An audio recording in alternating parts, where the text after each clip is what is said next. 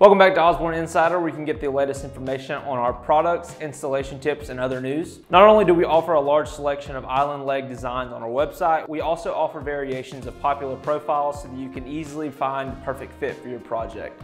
One of our most popular designs is the classic islander profile, but there are several variations available that may be more suitable to your specific style. The standard islander leg is part 1450, which has a 34.5 inch height and a 3.5 inch width. It has top and bottom blocks with traditional round turnings in between and a slightly tapering center. This profile is available in heights ranging from 34.5 to 40.5 and widths from 3 inches to 8 inches. Matching dining and bench legs are also available. Along with different sizes, we offer the islander design with carved flutes or cantha sleeves for a decorative touch. We even have a square turn version which has a more contemporary look. With so many options available, you are sure to find the ideal leg for your design.